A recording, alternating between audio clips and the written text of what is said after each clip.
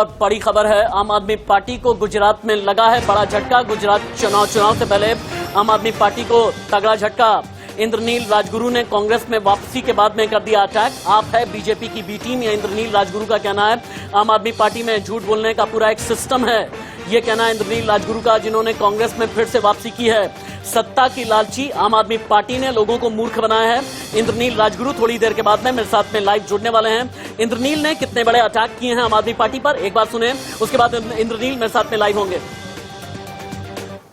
कि शायद वहीं से हरा पाए, लेकिन आम आदमी की जिस तरह से मैंने फंक्शनिंग देखी, जैसे बीजेपी मूर्ख बनाता है वैसे आम आदमी पार्टी भी लोगों को मूर्ख बनाने की कोशिश करती है। आम आदमी पार्टी लोगों को मूर्ख बना के न केवल सत्ता में आने चाहती है, लेकिन भाजपा को वहां सत्ता टिकी रहे बी टीम के तौर पे, ये सही नहीं होता। कांग्रेस में कभी ऐसा नहीं होता था, वो मुझे अच्छा लगता था और फिर से आज वहीं पे मैं आ गया हूं।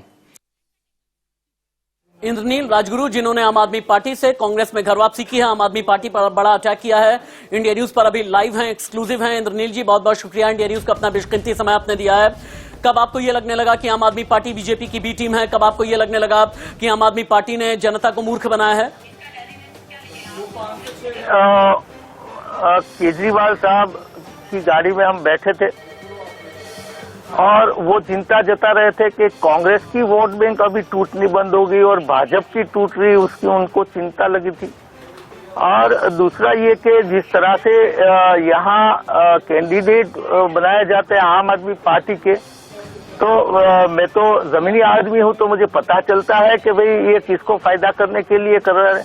वो भाजपा को फायदा पहुंचे उसी तरह वो काम कर रहे थे, उसी तरह कैंडिडेट्स को दे रहे थे। जहां मैं रोकने की कोशिश करूं तो वो भी नहीं हो पाता था।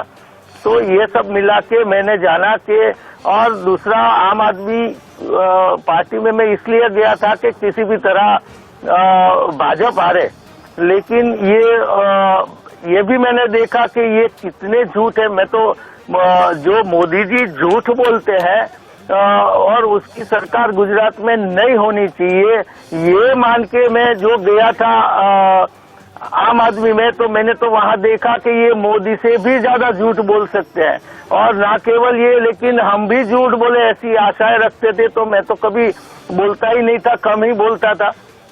तो उसलिए मुझे लगा कि राजगुरु जी, लेकिन आम आदमी पार्टी के कई ऐसे नेता हैं, हालांकि गोपाल इटालिया ने ये कहा है, आपको शुभकामनाएं दी हैं कि कांग्रेस में जाकर के कांग्रेस के हाथ आप मजबूत कर पाएं, लेकिन ये बात कही जा रही है कि आपको चूंकि सीएम फेस नहीं बनाया गया आम आदमी पार्टी की तरफ से, यही एक वजह है कि आपने नाराजगी जताई और आपने पार्टी छोड़ करके कांग्रेस में घर वापसी कर ली।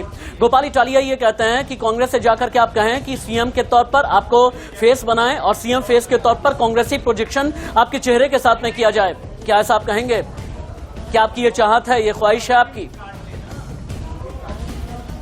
ईशुदान गढ़वी में जब पार्टी में एंटर हुआ तभी सीएम फेस बनाने का वहां तय हो गया था। वही मैं बोल रहा हूं कि वो बड़े झूठे लोग हैं। बाद में केजरीवाल जी अनाउंस करते हैं कि गुजरात के लोग जिसको पसंद करेंगे। आपने तो उसकी यात्राएं, उसके भाषण, उसको वो तौर पे तो आपने 6 महीने से उसको सजाया था, तो पब्लिक को जाके क्या पूछने की जरूरत थी? मुझे पता था कि मैं ना तो केवल कांग्रेस, मैं तो एमएलए भी बनना नहीं चाहता था। आप गोपाल जी को मेरे सामने बिठाइए तो मैं बताऊं कि मैं एमएलए बनना नहीं चाहता, मैं भाजपा की सरकार हटाना चाहता हूं, ये कहकर वहां, लेकिन उनका ध्यान मेरे पैसे पर ही था, तो वो तो मैं नहीं खर्च करता। और उनके पास तो बहुत सारे पैसे आते हुए मैंने भी देखे थे।